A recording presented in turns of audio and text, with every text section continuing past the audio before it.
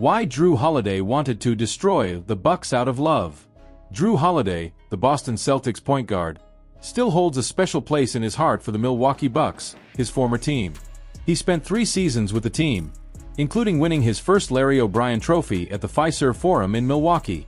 However, it was this very love that ignited his competitive fire on Friday when the Celtics defeated the Bucks 111-105 at the TD Garden. Before the game, Holiday shared laughs with Brook Lopez, the Bucks center, highlighting the friendship they still share.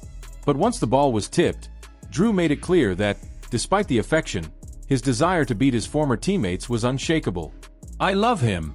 It's great to see him," Holiday said about Lopez. "But every time I play against him, and maybe even more so because they're like brothers to me, I want to destroy their team. And they know that. They feel the same way about me." Holiday managed to balance friendship and fierceness during the game. After the brief friendly moment with Lopez, the point guard shined with 20 points, 6 assists, 5 rebounds, 1 steal, and 1 block in 34 minutes of play.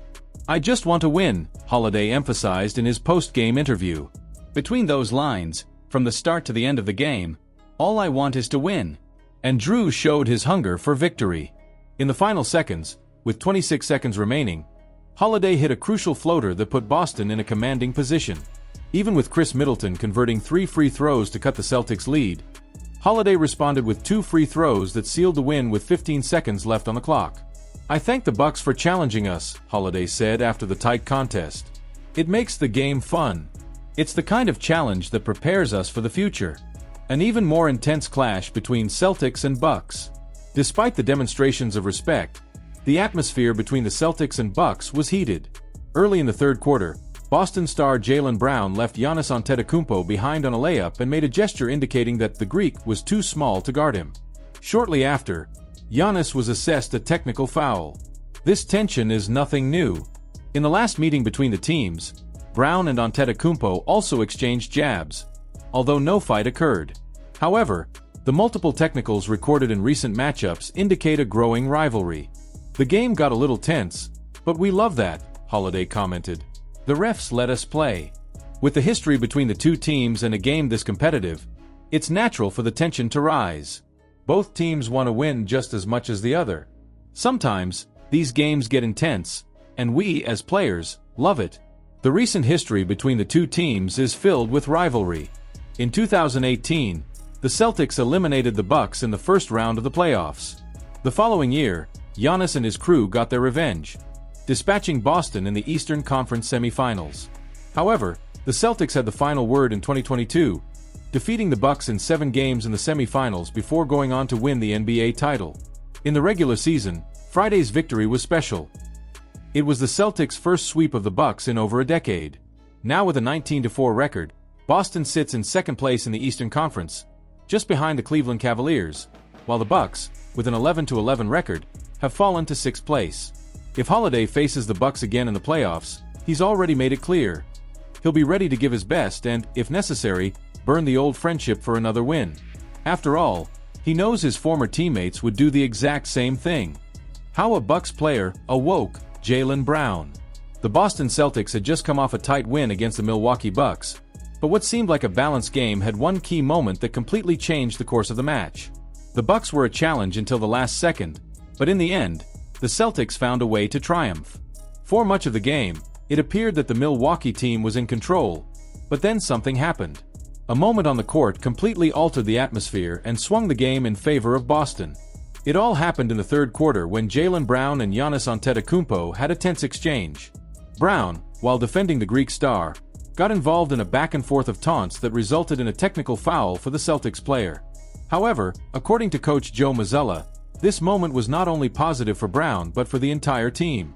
"I think the elbow to the face kind of woke up Jaylen," Mazzulla said in the post-game press conference. "I think the tech was amazing. From there, it brought a different energy to us. A decisive awakening. Whatever happened in the heat of the moment, it worked." Jaylen Brown finished the game with 25 points, being one of the standout players in Boston's victory. But he wasn't alone.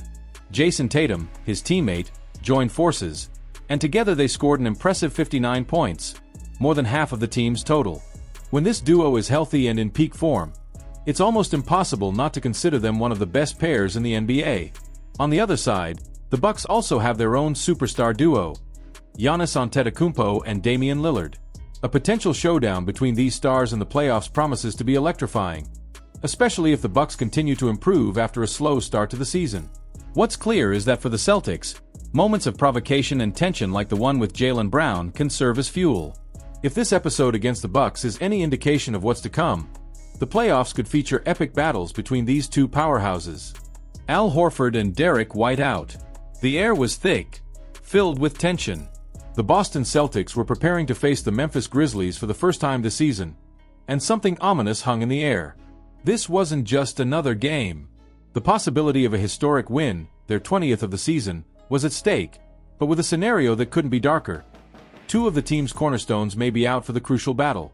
Al Horford, the veteran rock who's always been there, protecting the paint and providing the stability the team needs, is sidelined due to a left toe sprain.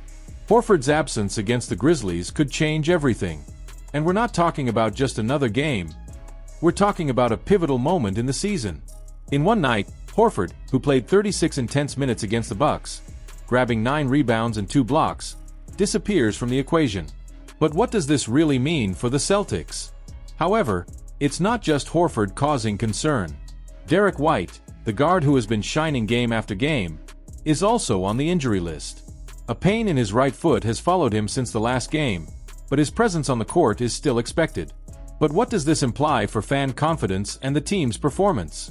Will White, averaging 17.1 points per game and shooting 41.5% from 3, be able to push through the pain and keep the Celtics on the path to victory? The pressure will be immense. And the tension increases when considering the matchup against the Grizzlies. The Celtics are almost fully healthy, with only 2 players sitting out due to injury. The Grizzlies, however, are in even worse shape. 4 players, including guard Luke Kennard and center Zach Edey, are out of action. Only one player seems to have a chance of playing, but his status is still uncertain. Marcus Smart, former Celtics and now a key player for Memphis, is battling an ankle injury. The question arises, will Smart, with an average of 9.8 points and 4.5 assists, be able to lead the Grizzlies? Or will the Celtics, with their stars battered, seize this window of vulnerability to secure their long-awaited win? Do the Celtics have what it takes to overcome the injuries and the pressure? Or will the void left by Horford and the uncertainty surrounding White be too much for them? The answer is about to be written on the court, and time is running out to find it. Is this the moment the Celtics fear, or the beginning of a new and great journey? The fear of losing the rhythm and the dilemma with Westbrook. Imagine a team on the brink of becoming unstoppable, but a shadow looms over them. The Boston Celtics, with an impressive 19-4 record in second place in the Eastern Conference, have yet to play a string of games with a fully healthy roster. What if what's behind their strength still hasn't been revealed? What happens when an almost perfect team encounters an opportunity that could take their ambitions to a new level? One name could be the key to that transformation: Russell Westbrook. Could Westbrook harm Pritchard's growth on the Celtics? The trade proposal seems tempting at first glance. Westbrook, a 9-time All-Star, joined the Denver Nuggets this season, but his situation might be about to change. And who shows up as a potential destination? The Celtics. A trade involving Torrey Craig, Jaden Springer, and a 2030 second-round pick might seem like a strategic move to strengthen Boston's bench rotation. But does this change really make sense? Joe Mazzulla and his team are looking for ways to strengthen the rotation between the 9th and 12th spots on the roster. However, adding Westbrook could mean more than just depth. It could mark the end of Peyton Pritchard's meteoric rise. The young guard, already one of the biggest surprises of the season, leads the NBA in points off the bench and is a legitimate 6th Man of the Year candidate. Pritchard is fighting for his chance, but would Westbrook's arrival disrupt that journey? While Pritchard has been vital for the Celtics, averaging 15.8 points with an impressive 42.3% shooting from 3, adding Westbrook could redefine the team's dynamics.